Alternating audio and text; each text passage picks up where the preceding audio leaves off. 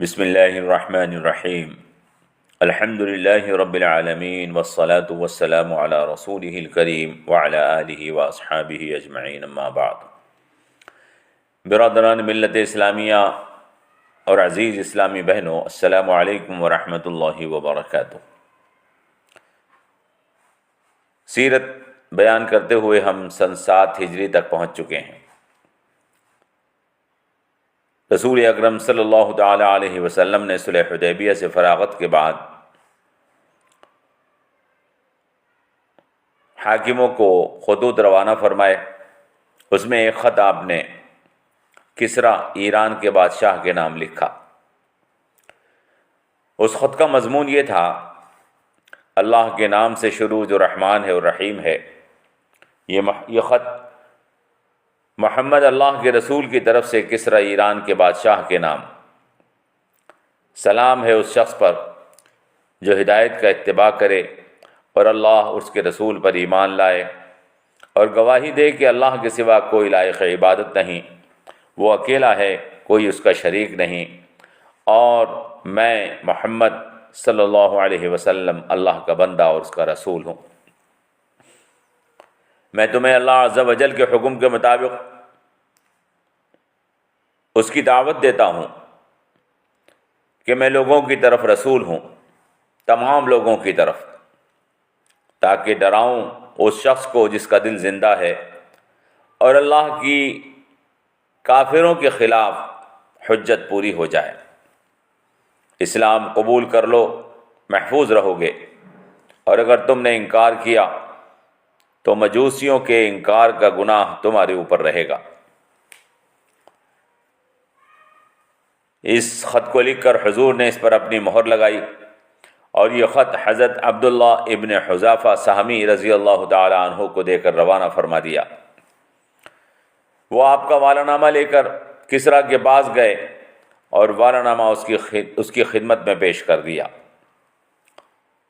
کسریٰ آپ کے خط کو دیکھ کر تیز غصے میں آ گیا اور خط کو پھاڑ دیا اور بولا: یہ مجھے خط لکھتا ہے کہ میرے اوپر ایمان لاؤ، حالانکہ میرا غلام ہے۔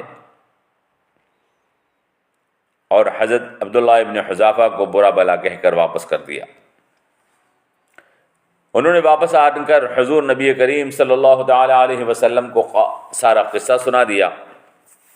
آپ نے ارشاد فرمایا: کسریٰ کا ملک ٹکڑے ٹکڑے ہو گیا۔ ادھر کسریٰ نے اپنے گورنر بازان کو حکم دیا کہ جس آدمی نے ہمیں یہ خط لکھ کر بھیجا ہے اس کو گرفتار کر کے فوراً ہمارے سامنے حاضر کرو۔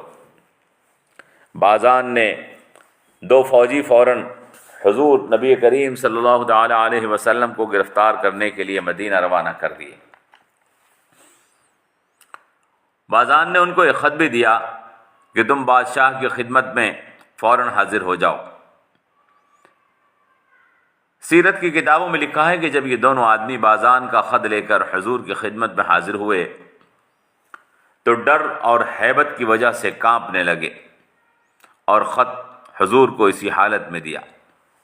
حضور نبی کریم صلی اللہ تعالی علیہ وسلم بازان کا خط دیکھ کر مسکرائے اور ان دونوں سے کہا: میں تمہیں بھی کلمہ توحید کی دعوت دیتا ہوں، تم کلمہ لا الہ الا اللہ محمد الرسول اللہ کو قبول کر لو، کامیاب ہو جاؤ گے، اور اب تم جاؤ، کل میرے پاس آنا۔ اگلے روز یہ دونوں حضور کی خدمت میں حاضر ہوئے تو حضور نبی کریم صلی اللہ تعالی علیہ وسلم نے ارشاد فرمایا: رات کا واقعہ تمہیں معلوم نہیں ہے۔ رات کسریٰ کے بیٹے شہریہ نے اپنے باپ کو قتل کر دیا ہے، اور فرمایا کہ اب تم واپس جاؤ اور بازان کو پوری بات بتا دینا اور اس سے کہنا: میرا دین اور میرے ماننے والوں کا دین اور ان کی حکومت وہاں تک پہنچے گی جہاں پر وہ بیٹھا ہے۔ وہ دونوں قاصد یا فوجی جو بھی تھے واپس گئے اور بازان کو تمام واقعہ بتایا۔ بازان نے کہا: تم نے جو بتایا ہے وہ بادشاہوں کی بات نہیں ہے، لگتا یہ ہے کہ وہ اللہ کے نبی ہیں۔ اگر تمہاری بات سچی نکلی تو میں ان کا دین قبول کر لوں گا۔ لکھا ہے کہ باذان نے حالات کو معلوم کروایا اور بات سچی نکلی۔ کسریٰ کو اس کے بیٹے نے قتل کر دیا تھا، تو اس نے اسلام قبول کر لیا اور اپنے اسلام لانے کی خبر جناب رسول اکرم صلی اللہ تعالی علیہ وسلم تک پہنچا دی۔ یہ باذان کسریٰ کا گورنر تھا جو یمن میں حکومت کرتا تھا۔ یہ واقعہ جمادی الاول سن 7 ہجری کا ہے اور اس کی تفصیلات البدایہ والنہایہ جلد 4، زرقانی جلد 3 وغیرہ سیرت کی کتابوں میں دیکھی جا سکتی ہیں۔ یہ واقعہ سن 7 یعنی 628 عیسوی فروری کے مہینے کا ہے۔